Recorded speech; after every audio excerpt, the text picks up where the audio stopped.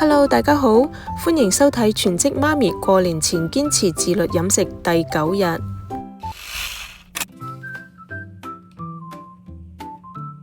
今日真係好開心，因為體重已經返52以內。雖然我個目標體重係50 kg， 但係可以維持到52以內，我都係好開心嘅。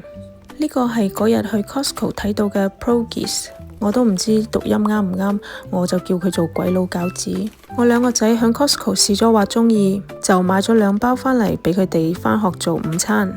佢有好多種口味可以揀，咁我哋就買咗披薩味啦，同埋呢個芝士 bacon 味，16蚊9毫92包。呢個價錢我都覺得可以接受嘅。每個口味8隻煎俾佢哋返學。咁而家加啲水先，方法同煎餃子一樣，冚蓋開大火將佢煲滾，大火收乾水之後轉細火慢慢煎，然之後反另外一邊繼續將佢煎到兩邊金黃就 OK。煎到大概咁嘅樣，我哋就可以裝保溫瓶。一人8個餃子，每一種口味有4個。我估計佢哋都食唔晒咁多。響學校成日掛住玩，冇時間食嘢。放學返到嚟屋企就搏命話肚餓。有好多評論問我呢個保溫瓶係幾大，幾多安士？幾多安士我就唔記得咗，不過佢容量就真係好大。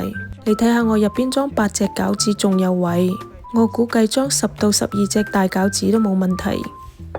我今日嘅早餐就係食琴晚浸嘅椰汁奇亞籽，我係冇加到糖㗎。如果你係鍾意食甜嘅話，你可以加啲蜜糖入去。如果你好鍾意食蛋糕啊、奶油啊、牛油啊嗰啲人呢，應該會覺得好好味呢個。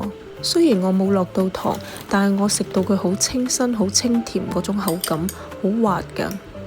今日嘅早餐就係法式麵包啦，我放咗少少牛油啦，齋啡。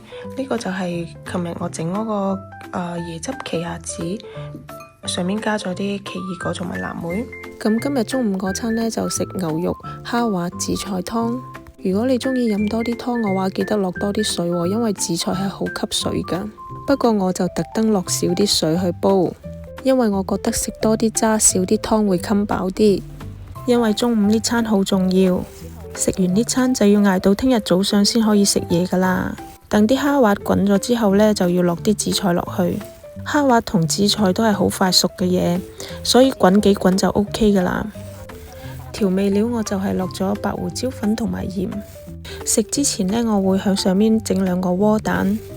咁而家呢，將佢吸蓋啦，閂咗火佢，之後等佢自己向入邊燜熟。我自己比較鍾意食半生熟嘅蛋，如果你鍾意食熟啲嘅話，就由佢響入邊焗耐啲。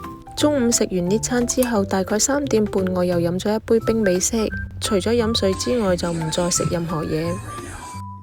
我介紹一樣嘢俾你用，呢個嘢係好好用㗎。你不鏽鋼嗰啲煲呢，黃晒啊，即係黐晒嗰啲嘢好難拆得甩嘅時候呢，你用呢個嘢呢，入邊係咁樣㗎。咁你就整濕佢啦，就咁擦下，佢好快就會甩咗㗎啦。你睇下，全部乾淨晒，好似新嘅一樣。所以呢個嘢好好用，又平又好用，我喺1蚊店買㗎。